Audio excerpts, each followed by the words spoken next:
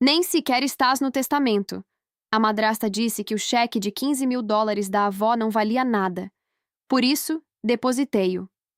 A minha madrasta soltou a frase como se a tivesse ensaiado no duche durante uma semana. Nem sequer estás no testamento, querida. Ela nem tirou os olhos do prato de papel quando disse isso. Estava ocupada a cortar um cachorro quente com a energia concentrada de alguém que já tinha feito um curso de técnicas de corte com faca e nunca se recuperou totalmente. Para que eu não me sentisse demasiado à vontade naquela mesa.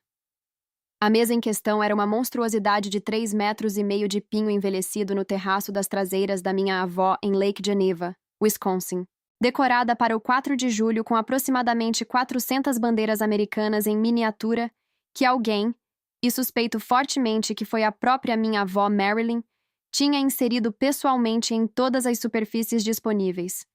Espigas de milho, salada de batata, o centro da melancia. Uma tinha sido enfiada no cabo da garrafa de ketchup num ângulo confiante de 45 graus. Marilyn Drummond, 81 anos, 1,57, o tipo de mulher que passa a ferro os panos de cozinha e tem opiniões muito firmes sobre a direção em que o papel higiênico deve ficar virado. Estava sentada à cabeceira da mesa numa cadeira de jardim que possuía desde 1987, usando um chapéu de sol com uma aba a sério, como uma pessoa que só se tinha comprometido totalmente com os cuidados com a pele depois de ser medicamente necessário. Ela acabara de distribuir envelopes. Um para mim. Um para a minha meia-irmã Camila. Um para o meu meio-irmão Rod. Um para o meu irmão biológico Philip, que não tinha comparecido porque tinha um compromisso em Austin, o que era o código da família para "prefiro comer vidro a passar um feriado com a mulher do nosso pai". Respeitei o compromisso do Philip com a encenação. Abri o meu envelope. Dentro havia um cheque bancário no valor de US$ 15.000. O meu nome estava impresso nele em letras maiúsculas tão perfeitas que pareciam digitadas. Letícia Drummond. Fiquei a olhar para ele durante uns bons 3 segundos, o que foi aproximadamente 3 segundos a mais do que eu alguma vez tinha passado a ficar surpreendida por algo de bom me acontecer nesta família. Antes que eu conseguisse fechar a boca, a Cláudia tirou-mo dos dedos. Ela segurou-o contra a luz, como as pessoas fazem nos filmes quando procuram marcas de água, só que estávamos ao ar livre, sob a luz direta do sol de julho, por isso ela estava basicamente a olhar para um retângulo brilhante e a fingir que via alguma coisa. Era arte performativa. Era uma arte performativa terrível. "Oh, Marilyn", disse ela, com a voz que usa quando está prestes a dizer algo devastador, mantendo ao mesmo tempo uma negação totalmente plausível. "Isto é tão querido, mas estes são daquela velha conta da cooperativa de crédito que fechaste na primavera passada. Lembras-te? Já discutimos isto. Não podes continuar a passar cheques de contas extintas. Isso só confunde as pessoas." Marilyn não disse nada. Pegou no seu chá gelado e deu um longo gole meditativo, como uma mulher que tinha sobrevivido a 2 recessões e a um marido, e que não estava disposta a se apressar-se por ninguém. Rod, que já estava no seu 3º prato de comida, apesar de tecnicamente não ter tocado nos 2 primeiros, rasgou o envelope ao meio sem o abrir. Deixou cair os pedaços sobre a sua carne de porco desfiada, como um homem demasiado ocupado a não se incomodar para se incomodar. "Boa ideia, avó", disse ele. "Cartões presente no próximo ano. Algo da Amazon. Envio-te um link." Camila olhou para o seu envelope, depois para a Cláudia, depois para mim. Depois amassou-o muito delicadamente, com ambas as mãos, como se estivesse a pedir desculpa pessoalmente, e atirou-o para o caixote do lixo junto ao grelhador. "Desculpa, avó", sussurrou ela. "Não quero que isto se torne um drama." Havia sempre um drama. Esse era basicamente o lema da família. Olhei para a Marilyn. Ela estava a observar-me. Aqueles olhos castanhos e perspicazes que, em 8 décadas, nunca cometeram um único erro de cálculo. E então, tão rapidamente que eu não teria percebido se estivesse a olhar para literalmente qualquer outra pessoa, ela colocou um dedo nos lábios. Voltei a dobrar o cheque e coloquei-o no envelope. Guardei o envelope no bolso das minhas calças de ganga. Peguei no garfo e comi um ovo recheado como se absolutamente nada tivesse acontecido. Ninguém reparou. Nunca reparavam em mim. É isso que tem de ser o contabilista da família. Tornas-te parte da infraestrutura. Como o router Wi-Fi, Todos beneficiam da tua existência, ninguém pensa em ti a menos que algo deixe de funcionar, e não há a mínima hipótese de alguém perguntar como estás. Eu tratava dos impostos da família Drummond desde os meus 24 anos. Tinha configurado o QuickBooks deles. Organizei o armazenamento na nuvem deles. Criei a unidade partilhada deles. Configurei os filtros de e-mail deles. Uma vez, a Cláudia ligou-me às 23h15 porque não conseguia descobrir como anexar um PDF a um e-mail, e eu expliquei-lhe passo a passo como se fosse o serviço de assistência informática mais mal pago do mundo, e ela agradeceu desligando antes de eu terminar a frase. O Edward, o meu pai, descreveu-me uma vez num jantar como o nosso pequeno contabilista, no mesmo tom que as pessoas usam para um aparelho de cozinha inovador que receberam de presente e são demasiado educadas para deitar fora. Eu era um contabilista certificado. Tinha passado nas 4 secções do exame à primeira tentativa. Passei 3 anos a auditar demonstrações financeiras para uma empresa regional em Milwaukee, antes de me tornar freelancer. Compreendia os requisitos de divulgação da SEC suficientemente bem para escrever um blog muito enfadonho, mas tecnicamente preciso, sobre eles. Aparentemente, também era incapaz de abrir um PDF. Tudo bem. Deixem que pensem nisso.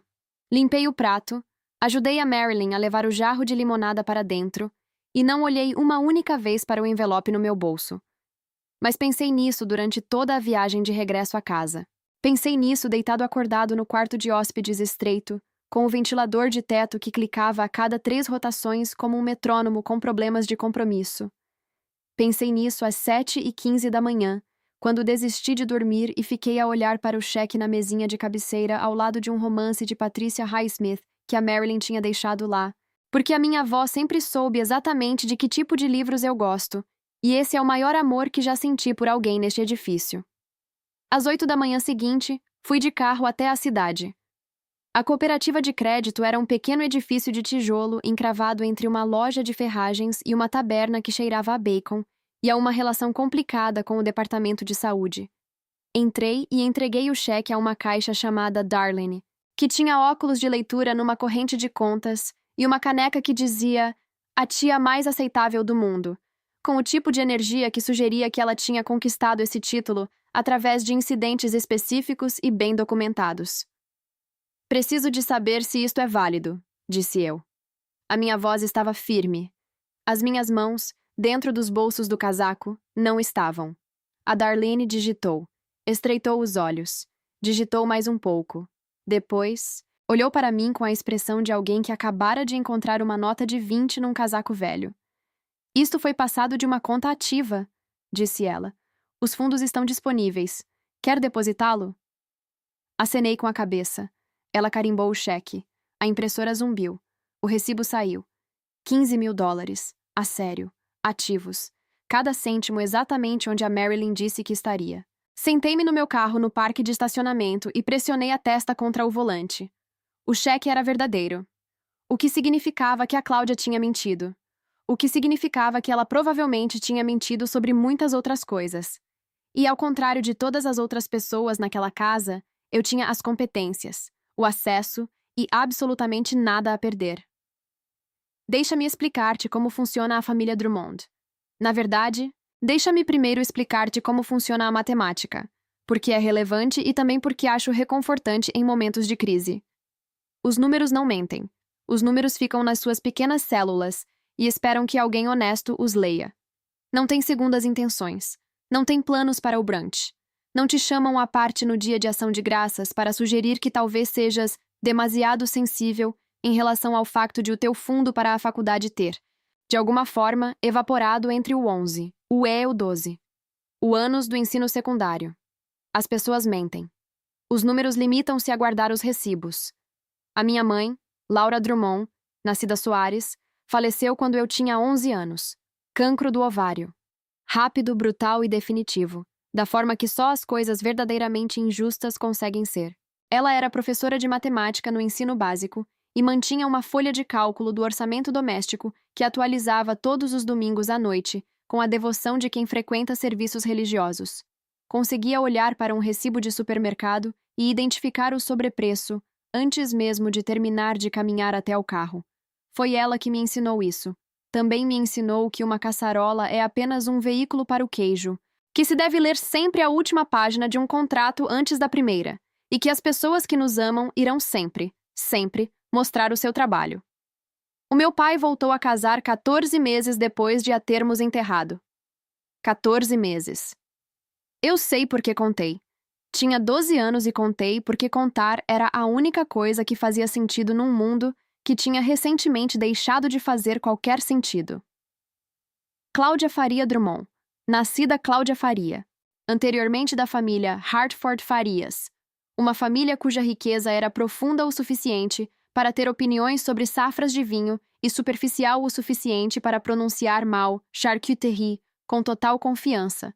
Chegou às nossas vidas com 3 malas a condizer, opiniões fortes sobre paredes de destaque, e o seu filho Rod, que tinha 14 anos, jogava lacrosse com o entusiasmo de alguém a quem tinham dito que lacrosse era uma personalidade, e a quem nunca na vida tinham dito não. O contraste foi imediato e educativo. O Rod recebeu um treinador de lacrosse, um explicador para o SAT, um Audi usado no seu 16º aniversário. Usado no sentido de ter 2 anos, 12.000 milhas e um teto de abrir panorâmico, e um nível de incentivo ambiente que só posso descrever como nutritivo, como se a casa funcionasse à base do seu potencial. Eu recebi uma calculadora gráfica usada e um ímã de frigorífico da Cláudia que dizia: ela acreditou que podia, por isso conseguiu, o que é um sentimento bonito, mas não cobre um depósito de segurança. Consegui pagar os meus estudos na Universidade de Wisconsin com bolsas de estudo, trabalhos de contabilidade a tempo parcial e uma relação profundamente pessoal com o bar de massas do refeitório. Licenciei-me em contabilidade porque era boa com números, tal como a minha mãe, e porque ninguém na casa dos Drummond achava que a contabilidade fosse interessante o suficiente para lhe prestar atenção.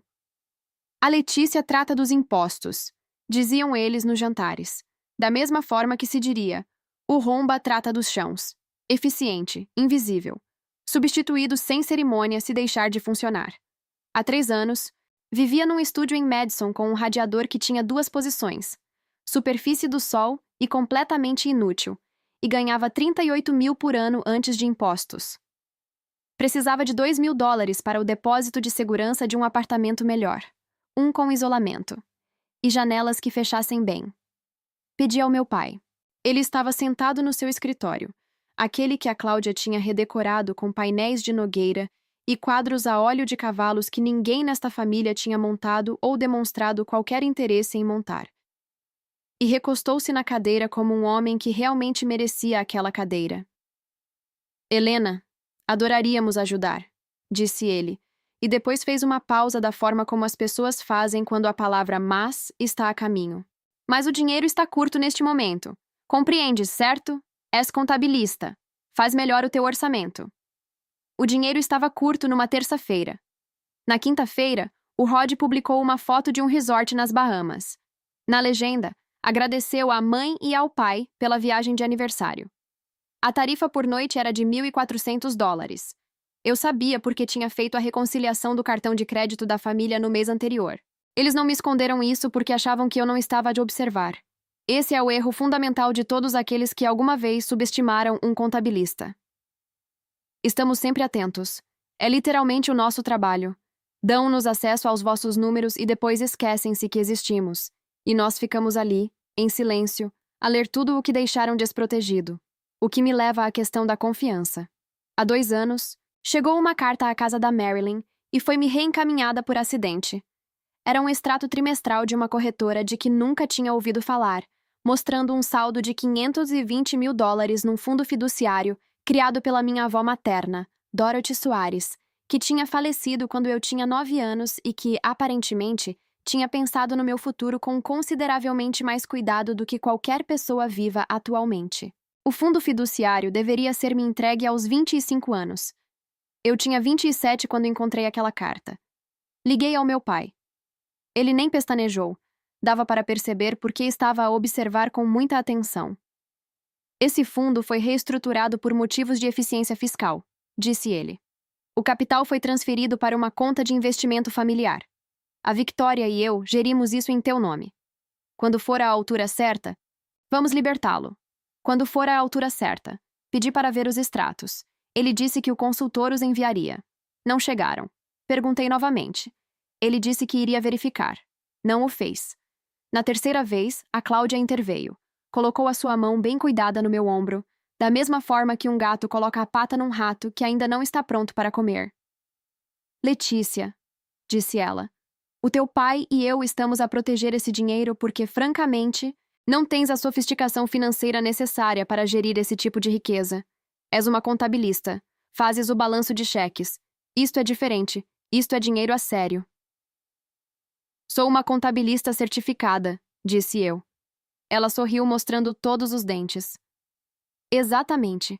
Trabalhas para outras pessoas. Não constróis coisas. Confia em nós. Parei de perguntar, mas fiz as contas. O Audi do Rod, a propina da escola privada da Camila que, para ser justa, a Camila não tinha pedido e pela qual parecia vagamente envergonhada. A renovação da cozinha com o azulejo italiano importado que a Cláudia tinha descrito no seu blog pessoal como um investimento na alegria diária. O barco que o meu pai conduziu 2 vezes e depois estacionou numa marina no Lago Michigan, onde presumivelmente permanece até hoje, envelhecendo lindamente e a custar dinheiro a cada minuto. A carrinha de comida do Rod, que nunca saiu da entrada da garagem. A marca de roupa do Rod, que não produziu nenhuma peça de vestuário, mas produziu um logótipo muito profissional. A aposta do Rod em criptomoedas, que durou 6 semanas e terminou com o equivalente financeiro a um carro a cair de um penhasco em silêncio total. $520 mil, ao que parece. Não é um número tão grande quanto parece quando 5 pessoas o estão a gastar e apenas uma pessoa o ganhou. Fui de carro até a casa verdadeira da Marilyn depois da cooperativa de crédito. Não a casa do lago. A sua casa de verdade. Uma casa colonial cinzenta nos arredores de Lake Geneva, rodeada por bétulas e um silêncio tão completo que se conseguia ouvir o relógio de pêndulo no corredor a partir da entrada da garagem. Ela estava no seu escritório, sentada à sua secretária, com uma chávena de café preto a fumegar ao lado de uma pilha de blocos de notas, parecendo uma mulher que fazia contas de cabeça há 81 anos e nunca se tinha enganado nem uma única vez. Foste à cooperativa de crédito, disse ela sem se virar. Foi liquidado, disse eu. Cada cêntimo. Claro que foi compensado. Ela virou-se para mim. Sou velha, Letícia. Não estou confusa, apesar do que a tua madrasta diz ao meu advogado, sempre que o apanha sozinho num evento familiar. Eles ficaram com o fundo fiduciário, disse eu. Todo. Marilyn ficou em silêncio por um momento. O relógio tiquetaqueava. Um pássaro tomou uma decisão sensata do lado de fora da janela. Eu sei, disse ela finalmente. E preciso que me ajudes a prová-lo. Ela pegou no telefone. Ela tinha um plano. E pela primeira vez em muito tempo, eu também. Marilyn Drummond, 81 anos, diretora escolar aposentada, dona de 14 galos de cerâmica que ela descreve como uma coleção com curadoria, pegou no telefone e tornou-se uma pessoa completamente diferente. Não de forma dramática. Não ao estilo de Hollywood, onde a iluminação muda e a música cresce. De uma forma muito específica, muito silenciosa, que era de alguma forma mais assustadora do que qualquer uma dessas coisas. Os ombros dela baixaram 1 centímetro. A voz perdeu cerca de 15 anos de certeza. Ela tornou-se, no espaço de aproximadamente 4 segundos, uma senhora idosa ligeiramente confusa que estava preocupada com a morte e só queria que a sua família ficasse bem cuidada. Foi a coisa mais impressionante que já testemunhei. E já vi um auditor júnior descobrir um esquema de desvio de fundos com 7 anos de duração no registro de caixa de uma clínica dentária. Ela ligou ao meu pai. Ele atendeu ao segundo toque, o que me indicou que ele estava à espera da chamada dela, o que me indicou que a Cláudia já andava a trabalhar com ele desde o 4 de julho, o que me indicou que a situação do envelope não tinha sido um acidente, mas sim um teste. Eles tinham estado a observar para ver se a Marilyn ainda era suficientemente perspicaz para gerir o seu próprio dinheiro. Eles tinham a resposta, só que era a resposta errada. Dennis, disse a Marilyn, com a voz a fazer aquela coisa nova em que tremia ligeiramente nas consoantes. Tenho estado a pensar. Não quero que vocês, os miúdos, discutam pela herança quando eu partir. Isso tem me tirado o sono. Quero transferir os principais ativos para um fundo familiar agora. Tu e a Cláudia como co-administradores, para evitar toda a confusão do processo sucessório. Do outro lado da linha, ouvi o meu pai inspirar da maneira como um homem inspira quando lhe acabaram de entregar algo que desejava há muito tempo e está a tentar não deixar transparecer que o desejava. Ele não conseguiu. Mãe, isso é incrivelmente generoso. Podemos ir aí esta noite. Podemos levar o... Ainda não, disse a Marilyn. O meu advogado, Alan Whitfield, quer primeiro uma prestação de contas completa. O fundo fiduciário da Dorothy para a Letícia, os registros de investimento, tudo. Só para confirmar que tudo foi devidamente gerido. Levem tudo ao escritório dele na sexta-feira de manhã. Assim que o Alan aprovar, avançamos. Claro, disse o meu pai. A sua voz tinha atingido uma frequência que só posso descrever como cara. Temos tudo organizado, não há problema nenhum. A Marilyn desligou e olhou para mim. Agora vamos observar, disse ela. Eles vão inventar tudo, disse eu. Ela sorriu. Estou a contar com isso. Eis algo em que ninguém na família Drummond tinha pensado. Durante 6 anos, tratei dos seus impostos, configurei o QuickBooks, organizei o armazenamento na nuvem e criei o Google Drive partilhado a partir do zero.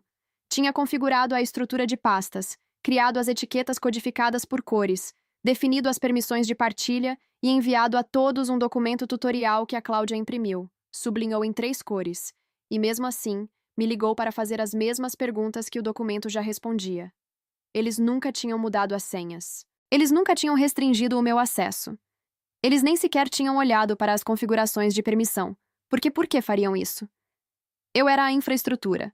Não se audita o roteador Wi-Fi.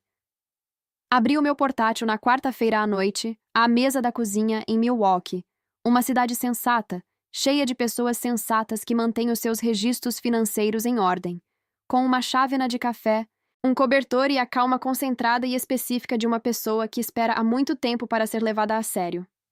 Abri o Google Drive. Esperei. Durante 12 horas, nada aconteceu. Reorganizei a minha gaveta das especiarias. Vi metade de um documentário sobre o envelhecimento competitivo do queijo. Adormeci no sofá com o meu portátil aberto e acordei às 10h40 com marcas do teclado na bochecha e 17 novas notificações a cair em cascata pelo meu ecrã como uma slot machine a pagar em catástrofe. Resumo do fundo fiduciário. Rascunho. Carregado por Dennis Drummond. Modelo de extrato de corretagem. Carregado por Cláudia Drummond. Resumo do fundo fiduciário V2. Carregado por Dennis Drummond. Fundo fiduciário Dorothy Soares Final. Carregado por Cláudia Drummond. Resumo do fundo fiduciário Rascunho. Removido por Cláudia Drummond. Estavam a construir os registros do zero. À meia-noite, porque estavam a criar um documento que deveria existir há anos, do zero, no Microsoft Word, no escuro, como 2 pessoas que nunca tinham ouvido falar da expressão rastro documental. Assisti às eliminações com a mesma expressão que imagino que um fotógrafo de vida selvagem usa, quando o animal que esperou 3 dias num pântano para fotografar finalmente entra no enquadramento. Lá estava. O que eles não sabiam, o que não tinham motivos para saber, porque em 6 anos nunca me fizeram uma única pergunta sobre como isto funcionava. É que o Google Drive mantém um histórico de versões de todos os ficheiros. Todos os rascunhos. Todas as edições. Todos os registros de data e hora. Os ficheiros eliminados vão para uma pasta de lixo que os retém durante 30 dias. Eu tinha um registro completo de todos os documentos que tinham criado, editado, eliminado e voltado a carregar entre as 22h47 de quarta-feira à noite e as 02h13 de quinta-feira de manhã. O ficheiro final apareceu às 02h13. Dorothy Soares Trust. Complete Statement. PDF. Fiz o download. Para uma pessoa normal, parecia perfeito. Tinha o logótipo da corretora, a morada correta, um número de telefone que realmente funcionava se ligássemos, o que eu fiz às 2h15 da manhã, porque sou meticuloso e também porque tinha tomado café. Mostrava um saldo atual de $520 mil distribuídos por 3 fundos de investimento, com rendimentos trimestrais, históricos de transações e uma tabela de comissões de gestão que parecia completamente legítima. Não sou uma pessoa normal, Sou um contabilista certificado que passou 4 anos a auditar demonstrações financeiras profissionalmente, o que significa que não vejo documentos da mesma forma que as pessoas comuns os veem. As pessoas comuns veem palavras e números dispostos numa ordem credível. Eu vejo um sistema. E os sistemas têm regras. E quando as regras são quebradas, o documento denuncia-se a si próprio. Abri a folha de cálculo no Excel. Primeiro, a matemática. Num extrato de corretora legítimo, cada número se conecta a todos os outros com a precisão de um relógio suíço, montado por alguém que se preocupa profundamente com relógios suíços. Os dividendos fluem para os totais de reinvestimento. As taxas de gestão reduzem o saldo numa percentagem exata. Os retornos trimestrais acumulam-se de acordo com os dados publicados do fundo. Os dividendos do terceiro trimestre mostravam $4.215 reinvestidos no fundo de crescimento. Mas o saldo do fundo de crescimento aumentou apenas $3.800 do segundo para o terceiro trimestre. Uma diferença de $415. Um extrato de corretagem verdadeiro nunca apresenta uma diferença. O software gera estes números automaticamente, e eles sempre batem certo, porque o software não se cansa, não se distrai, nem fica confuso sobre em que coluna estava a trabalhar. Uma pessoa que o inventa, sim. Segundo, a formatação. A empresa que estavam a fingir ser usa Garamond de 11 pontos para o corpo do texto e Helvetica Neue de 9 pontos para as notas de rodapé. Sei isto porque publicam exemplos de extratos na sua página de relações com investidores, que é pública e demora aproximadamente 4 segundos a encontrar. O documento da Cláudia usava Times New Roman de 12 pontos em todo o texto. Times New Roman de 12 pontos é a predefinição do Microsoft Word. É o tipo de letra de todas as dissertações universitárias, de todos os boletins paroquiais, de todos os memorandos de escritório passivo-agressivos sobre não deixar pratos na pia. Não é o tipo de letra do software de relatórios proprietário de uma corretora profissional. É o tipo de letra de alguém que abriu um documento em branco às 11 da noite e começou a escrever. Em terceiro lugar, os dados do fundo. Recuperei os retornos históricos reais da base de dados pública da Morningstar e comparei-os linha a linha. O retorno do fundo de obrigações do segundo trimestre estava listado como 1,87%. O retorno real foi de 1,62%. Ações internacionais do quarto trimestre escreveram 3,41%. Realidade, 2,98%. Eles não tinham consultado nada, tinham adivinhado. Com confiança, às cegas, à meia-noite, o que é, de alguma forma, a coisa mais típica da Cláudia que já encontrei. Por fim, os metadados. As propriedades do PDF mostravam que o documento tinha sido criado na quarta-feira às 23h58, utilizando o Microsoft Word 2019. O campo Autor indicava Surface Pro da Cláudia, um documento que deveria ter sido gerado pelo sistema de relatórios de uma corretora ao longo de vários anos, criado num portátil pessoal, à meia-noite, 2 dias antes de uma revisão jurídica. Guardei tudo, os ficheiros, o histórico de versões, os registros de eliminação, o relatório de metadados, a comparação da Morningstar, a discriminação da reconciliação com a diferença de $415 destacada naquele tom específico de amarelo que significa que a encontrei. Coloquei tudo numa pen USB encriptada. Guardei-a no porta-luvas. Fiz uma cópia de segurança numa segunda pen e enviei-a por e-mail para mim mesmo. Depois liguei a Marilyn. Eles usaram Times New Roman, disse eu. Houve uma pausa. Depois, a Marilyn riu-se. Um riso verdadeiro, cheio e sem pressa. O riso de uma mulher que há muito tempo esperava que alguém da sua família fizesse o trabalho de casa. Vai ser na sexta-feira, disse ela. O escritório de Alan Whitfield ficava no terceiro andar de um edifício de tijolo na rua principal de Geneva, Illinois. O tipo de cidade onde as pessoas ainda dizem bom dia a estranhos e o dizem de coração. E onde os escritórios de advogados não são redecorados desde a segunda administração Bush. Alfombra verde escura. Diplomas emoldurados, dispostos por prestígio. Uma mesa de reuniões com capacidade para 12 pessoas, onde normalmente se sentavam 3. O que significava que as cadeiras a mais existiam apenas para fazer as pessoas sentirem-se em menor número. Algo que suspeitei ser intencional e que respeitei imenso. Havia uma televisão montada na parede. Tinha uma daquelas portas HDMI aparafusadas na lateral, com um cabo a pendurar-se dela como uma cauda. O Alan tinha me pedido para chegar 30 minutos mais cedo. Cheguei 45 minutos antes. Sou contabilista. Chegar cedo não é uma característica de personalidade, é uma filosofia profissional. A Marilyn já lá estava, sentada à esquerda do Alan com uma chávena de chá que não tinha tocado, vestindo um blazer da cor de uma nuvem de tempestade e brincos que indicavam que estava a falar a sério.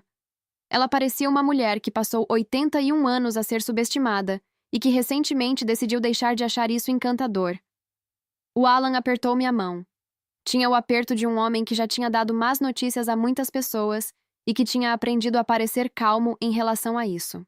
Olhou para a minha mala do portátil e depois para a pen USB que coloquei sobre a mesa e acenou com a cabeça uma vez, da mesma forma que um cirurgião acena quando a bandeja de instrumentos está pronta. Não falamos muito. Não precisávamos. Às 10 horas em ponto, as portas duplas abriram-se.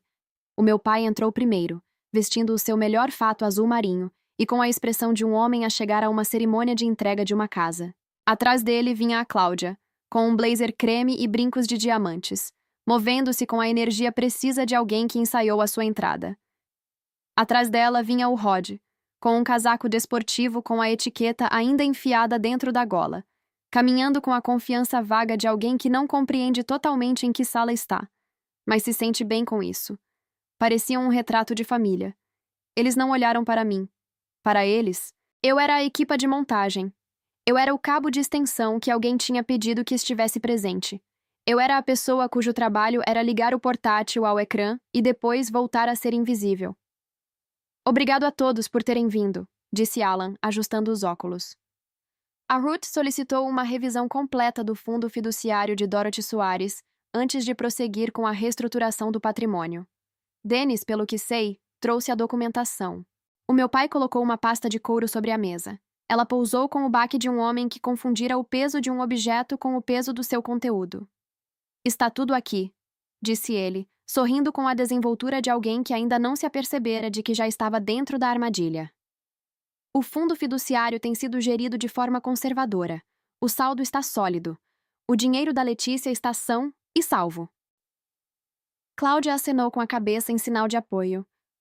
Rod examinou um diploma na parede com o interesse de alguém a ler um menu numa língua que não fala. Os meus olhos já não são o que eram, disse Marilyn suavemente. Letícia, podes colocá-lo no ecrã? Bem grande.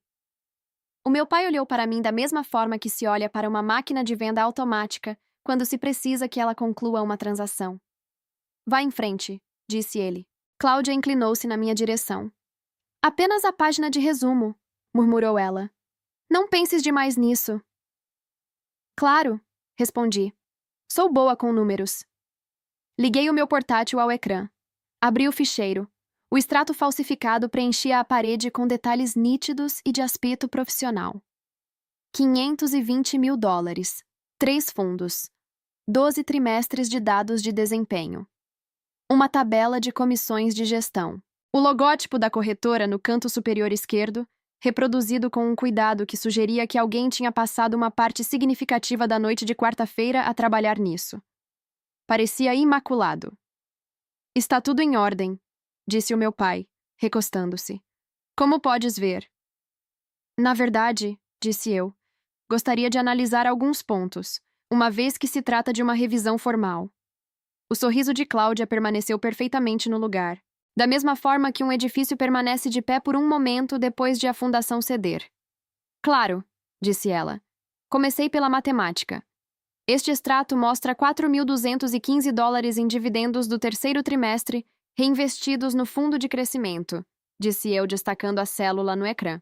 Mas o saldo do fundo de crescimento só aumentou 3.800 entre o segundo e o terceiro trimestre. Isso é uma diferença de 415 dólares.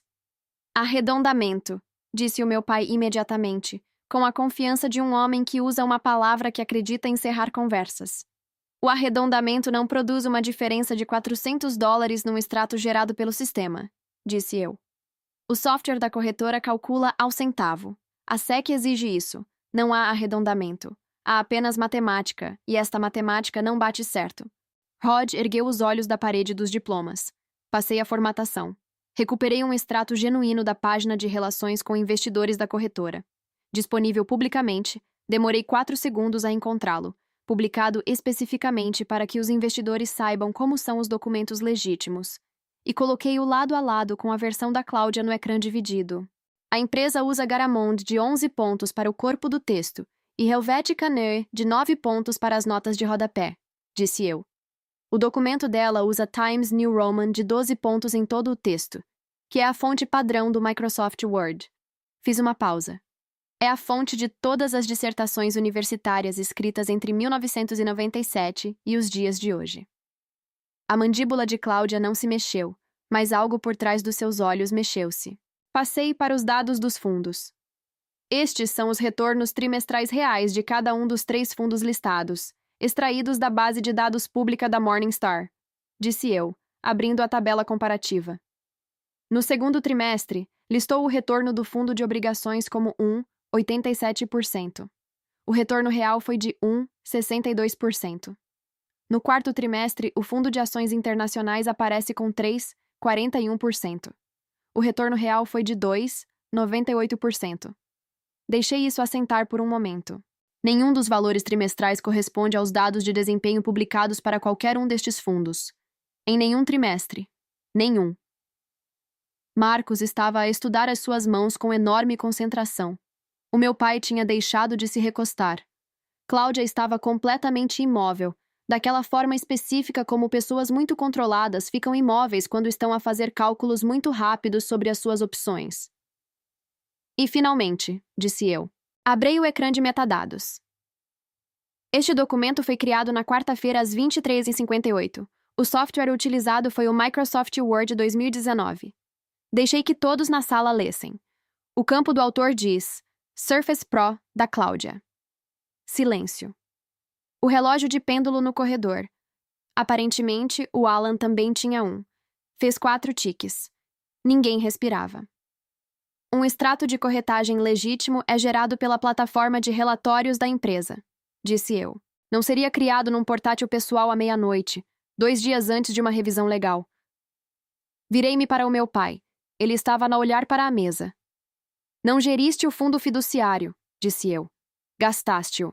E quando te pediram para provar que ainda existia, criaste um documento falso no Word, preencheste-o com números que adivinhaste sem consultar nada e assumiste que ninguém iria verificar. Porque a única pessoa nesta família que poderia verificar é aquela a quem tens chamado de contabilista glorificada durante a última década. Fechei o meu portátil. Eu verifiquei. Alan Whitfield abriu uma pasta. Cláudia abriu a boca. Os metadados são do seu próprio dispositivo, disse Alan, com a voz de um homem que nunca na vida precisou de a elevar para ser assustador. Os números não batem certo. E o senhor apresentou este documento num processo judicial sob a garantia de exatidão. Ele olhou para ela por cima dos óculos. Compreende as implicações disso? A sala estava muito silenciosa. Rod esticou lentamente o braço e retirou a etiqueta da gola do casaco. Ninguém sabia por quê. Parecia apenas o momento certo para o fazer. O silêncio na sala de reuniões de Alan Whitfield durou aproximadamente 7 segundos. Eu sei por que contei. Um velho hábito. Então, o meu pai limpou a garganta. Era o pigarro de um homem que passara 30 anos a usá-lo para ganhar tempo enquanto procurava uma explicação plausível para algo, e que acabara de descobrir, pela primeira vez na sua vida adulta, que não existia nenhuma explicação plausível. Tivemos alguns problemas de fluxo de caixa, disse ele. Há alguns anos, pedimos um empréstimo temporário ao fundo fiduciário. Tínhamos toda a intenção de o repor. A caneta de Alan parou de se mover. Quanto é que reporam? Perguntou ele. Silêncio. Dennis, disse Marilyn. A voz dela tinha abandonado completamente a encenação. Agora era de ferro. A voz de uma mulher que tinha ensinado no ensino básico durante 22 anos e sabia exatamente quando alguém estava prestes a alegar que o cão tinha comido o trabalho de casa. Quanto? O meu pai olhou para a mesa, para a janela, para uma litografia emoldurada do rio Illinois, que estava pendurada na parede do Alan há provavelmente 30 anos, e que nunca antes tinha sido tão interessante para ninguém. Nada, disse ele finalmente. Usamos o dinheiro para despesas de subsistência e para os empreendimentos do Marcos, E para a renovação, íamos pagá-lo quando fosse a altura certa, disse eu. Ele estremeceu. Aquela frase, a frase dele, aquela que ele me tinha dado há 3 anos, como se fosse uma resposta em vez de uma porta a fechar, surtiu exatamente o efeito que eu sempre suspeitei que teria se alguma vez tivesse a oportunidade de a devolver. O Alan abriu uma pasta. Leu o que lá estava com o tom de um homem que tinha preparado cuidadosamente este momento e que o iria transmitir corretamente, independentemente do tempo que demorasse. O plano sucessório da Marilyn inclui uma cláusula padrão de fraude e prevaricação, disse ele. Qualquer beneficiário que se verifique ter cometido fraude financeira, falsificação ou deturpação perde a sua parte da herança. A parte perdida é redistribuída pelos restantes beneficiários. Ele fechou a pasta. Dennis, Cláudia, vocês apresentaram um documento financeiro falsificado a este escritório. Confessaram ter desviado $520 mil de um fundo fiduciário protegido. Nos termos do plano sucessório, a vossa parte combinada é anulada. Cláudia levantou-se tão depressa que a sua cadeira rolou para trás e bateu na aparadora atrás dela, empurrando ligeiramente para o lado uma pequena samambaia. Era uma samambaia muito digna e merecia melhor. Não podem fazer isto, disse ela. Vamos lutar contra isto. Vamos processar-vos. Vamos! Façam o que quiserem, disse Alan. Embora deva mencionar que o relatório de metadados, o histórico de versões do Google Drive, a comparação da Morningstar e a análise de reconciliação já foram encaminhados para um contabilista forense no gabinete do procurador distrital em Rockford. Ele cruzou as mãos. Se serão apresentadas acusações criminais, é decisão deles. Não é minha. Rod levantou-se. A sua cadeira bateu na parede atrás dele, o que foi mais agressivo do que a situação do aparador, mas menos elegante. Parecia um homem que tinha chegado a uma festa e só agora estava a ler o convite. Isto é uma loucura. Eu não tive nada a ver com o fundo fiduciário. Eu nem sequer sabia. Gastaste o dinheiro, Rod, disse eu. Não em voz alta. Não triunfalmente. Apenas da forma como se lê um número num balanço. A carrinha de comida que nunca saiu da entrada. A marca de roupa que produziu um logótipo e mais nada. A situação da criptomoeda que durou 6 semanas e terminou sem cerimônia. Foi a minha herança que financiou tudo isso. Rod abriu a boca. Eu não sabia de onde vinha, disse ele. Agora já sabes. Ele sentou-se novamente, lentamente. De repente, o casaco parecia assentá-lo de forma diferente. O meu pai virou-se para a Marilyn. O rosto dele tinha feito algo que eu nunca tinha visto em 31 anos a observá-lo. Tinha se desmoronado para dentro, da mesma forma que um edifício numa demolição controlada. Não violentamente, mas inevitavelmente, piso a piso, até que o que restava era apenas o contorno de algo que outrora existira. Mãe, disse ele. Por favor, nós somos a tua família. Marilyn levantou-se. Tinha 57, 81 anos, uma coleção de galos de cerâmica, um chapéu de sol e óculos de leitura presos a um cordão, e naquele momento era o ser humano mais formidável com quem eu já tinha estado numa sala. A Letícia é a minha família, disse ela. Há uma década que ela limpa a sujidade desta família. Ela tratou dos vossos impostos, organizou os vossos ficheiros, criou as vossas folhas de cálculo. Atendeu às chamadas da Cláudia às 11 da noite para explicar como anexar um PDF a um e-mail. Ela olhou para a Cláudia. 2 vezes. Cláudia abriu a boca. Nenhum som saiu. Foi a vez em que a vi mais silenciosa. Retribuíste-lhe, continuou Marilyn, roubando o dinheiro da avó dela e dizendo-lhe que não era sofisticada o suficiente para perceber. Ela olhou para mim. Ela percebeu. A segurança, neste caso, Gerald, o assistente do Alan, que tinha 63 anos, o físico de um antigo jogador de futebol americano e a energia de um homem que andava à espera de uma desculpa para usar a sua constituição intimidante num contexto profissional, acompanhou-os até a saída. A Cláudia parou à porta, virou-se. Encontrou-me do outro lado da sala com a precisão específica de uma mulher que passou 20 anos a apontar para coisas. Ela agarrou-me pelo braço. As suas unhas eram muito afiadas e cuidadosamente mantidas, e cravaram-se nele em conformidade. Achas que ganhaste, disse ela. Não és nada. Serás sempre nada.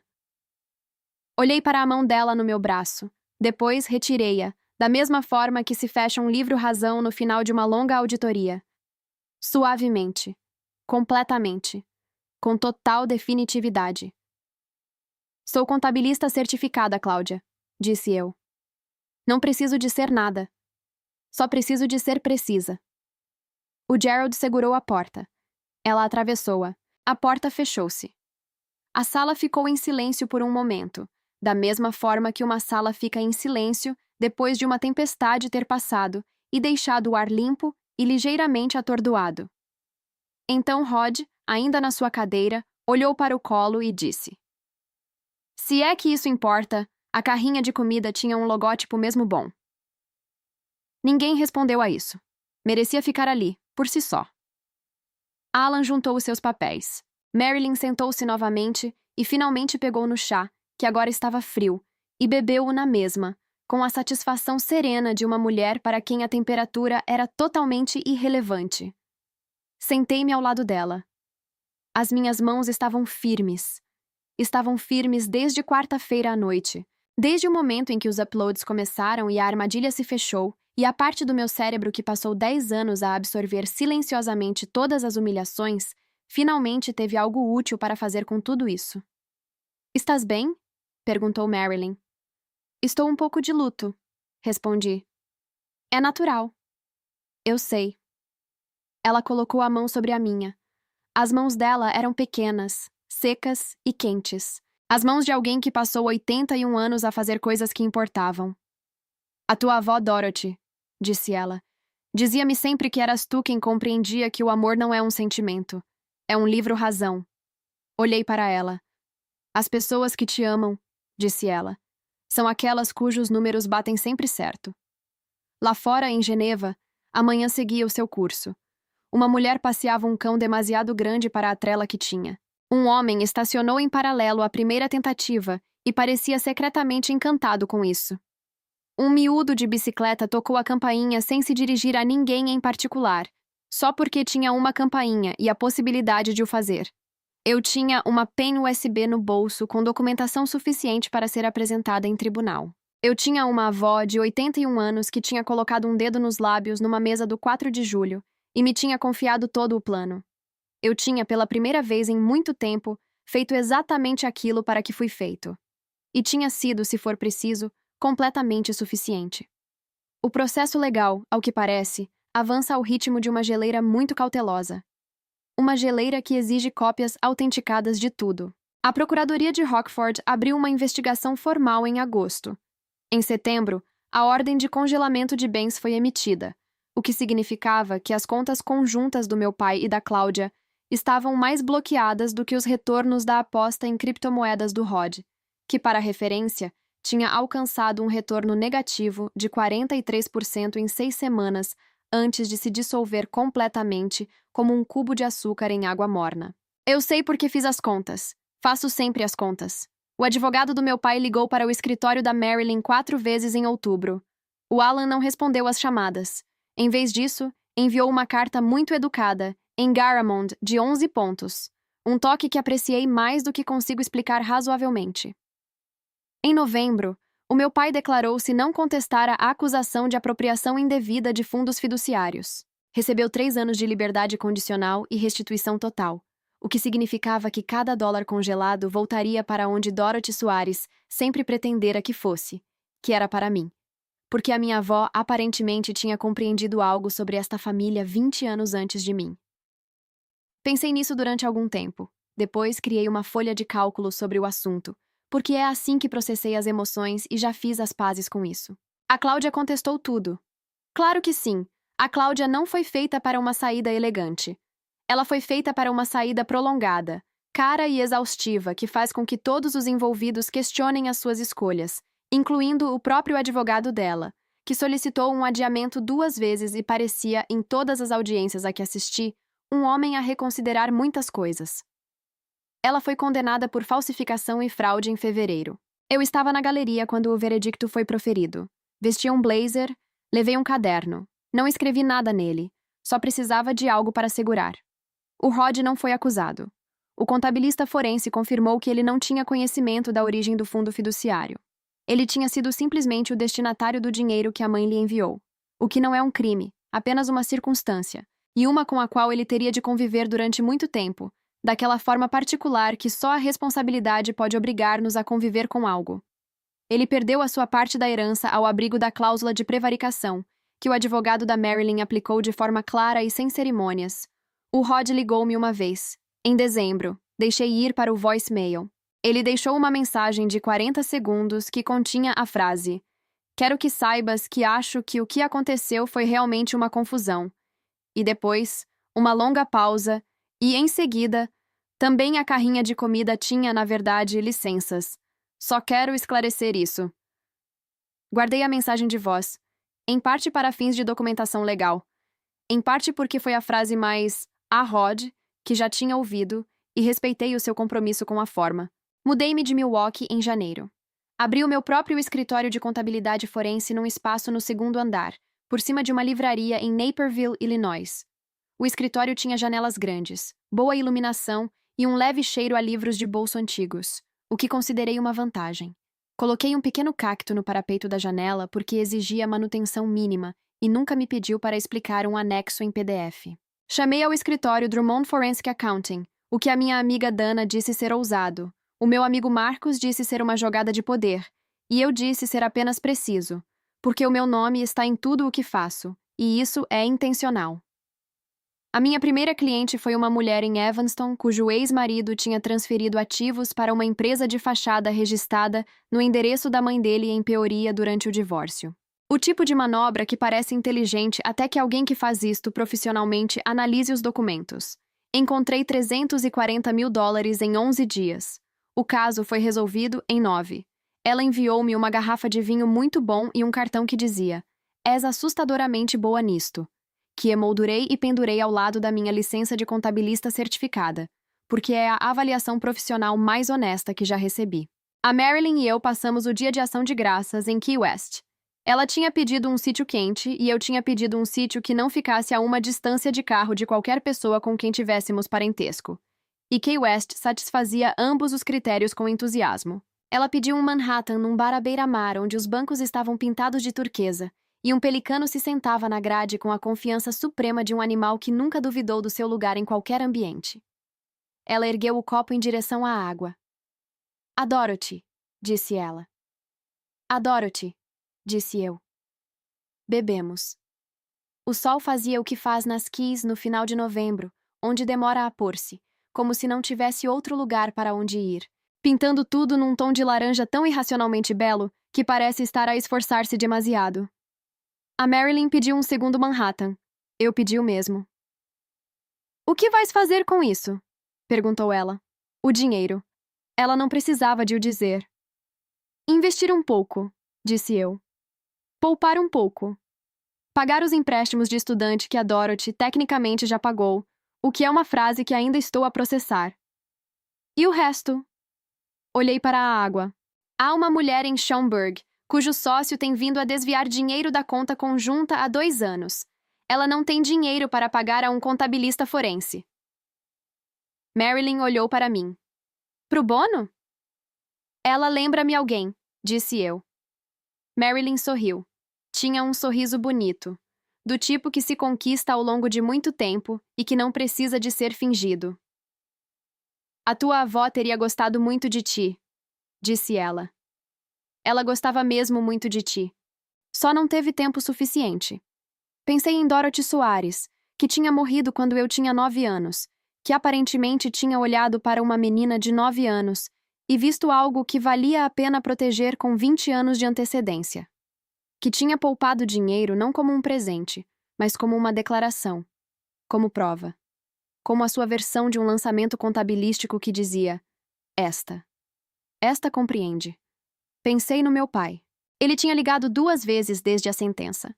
Olhei para o ecrã as 2 vezes durante muito tempo, da mesma forma que se estuda uma coluna de números quando já se sabe onde está o erro e se está a decidir se o corrige ou se fecha o ficheiro. Fechei o ficheiro. Alguns registros contabilísticos reconcilia-se. Outros simplesmente arquiva-se e segue-se em frente. O pelicano no corrimão virou a cabeça e olhou para mim com um olho. Como os pelicanos fazem, com a calma filosófica e distanciada de uma criatura que pesca com sucesso há 60 milhões de anos e não tem notas. Levantei o meu copo na sua direção. Ele pestanejou. É justo, pensei. De volta a Naperville, na primeira segunda-feira de dezembro, abri o meu portátil às 7h15 da manhã com uma chávena de café e um novo ficheiro de cliente, e a satisfação tranquila e específica de uma pessoa que está exatamente onde deve estar, a fazer exatamente aquilo para que foi feita. O cacto estava bem. Não pediu nada. O dinheiro da minha avó estava de volta ao lugar onde pertencia. O meu nome estava na porta. Os números não mentem. As pessoas mentem. Mas se fores paciente o suficiente, honesto o suficiente e preciso o suficiente, os números vão esperar por ti. Vão ficar nas suas células e guardar tudo o que sabem até que alguém honesto apareça para os ler. Eu sou honesto. Sou preciso. E tenho, ao que parece, uma excelente memória para tipos de letra.